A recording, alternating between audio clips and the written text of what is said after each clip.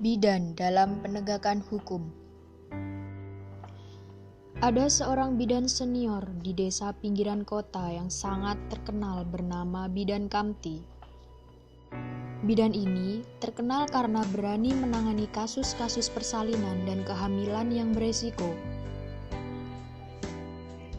bahkan sampai menyebabkan kematian.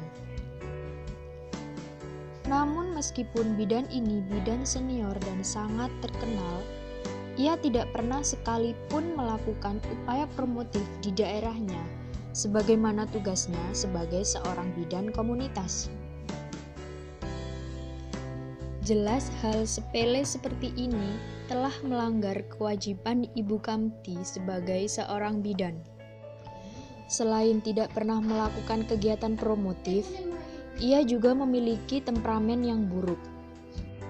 Karena Bu Kamti adalah istri seorang lurah yang sedang menjabat di daerah itu, yang otomatis pasti dihormati masyarakat. Suatu ketika datang seorang ibu dengan kehamilan tua yang sudah hendak melahirkan. Tanpa anamnes yang tepat, Bu Bidan langsung memandu ibu untuk melakukan persalinan. Setelah menjalani proses persalinan, Bu Bidan memberikan tagihan persalinan yang besarnya tidak sesuai dengan jasa pelayanan dan alat kesehatan standar yang digunakannya. Namun, karena ibu yang datang adalah dari keluarga sederhana, maka ibu ini tidak sanggup membayar sebesar yang ditagihkan oleh ibu bidan tersebut. Yang dibayarkan ibu hanya sebagian dari tagihan dan dilunasi dengan hasil panen yang tidak seberapa.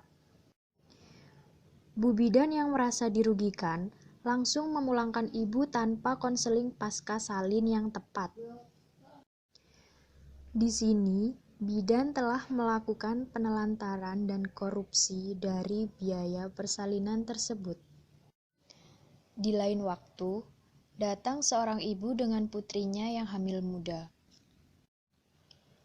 Ibu ini menceritakan permasalahan anaknya pada bidan itu dan meminta bidan untuk melakukan aborsi ilegal dengan imbalan uang yang sangat banyak. Setelah diiming-imingi, bidan ini pun setuju dengan tawaran ibu untuk melakukan aborsi. Di sini, Bidan Kamti juga telah melanggar batas kewenangan dan kode etik sebagai seorang bidan. Hal-hal semacam ini tidak hanya sekali dilakukan, namun sudah berulang kali tanpa sekalipun ketahuan pihak berwajib. Lambat laun, masyarakat pun mulai menolak keberadaan Bidan Kamti.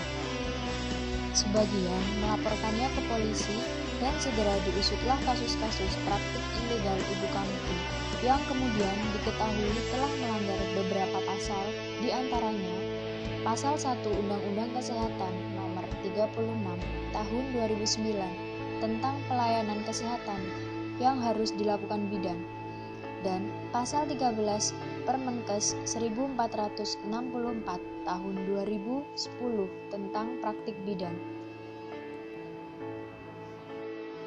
Ini didasari atas tindakan Ibu Kamti yang tidak pernah melakukan kegiatan promotif pada masyarakat. Lalu Pasal 304 KUHP tentang penelantaran yang didasari atas kasus penelantaran pasien, dan Pasal 295 KUHP tentang abortus yang didasari atas tindakan abortus ilegal yang di luar kewenangan bidan. Dengan ini, Bidan Kamti sudah dapat ditangkap dan dipenjara menurut hukum yang berlaku di Indonesia. Kemudian, hukuman dari IBI atau Ikatan Bidan Indonesia adalah pencabutan surat izin praktik bidan, dan Bu Kamti telah diberi label tersendiri dari IBI. Dengan ini, kami ingin menyampaikan bahwa hukum di Indonesia, terutama masalah korupsi, sangat tegas dan menjerat siapapun tanpa pandang jabatan. Maka, kita sebagai mahasiswa bidan diharapkan dapat benar-benar menanamkan jiwa anti korupsi, sehingga tidak ada Bidan Kamti lain di masa depan.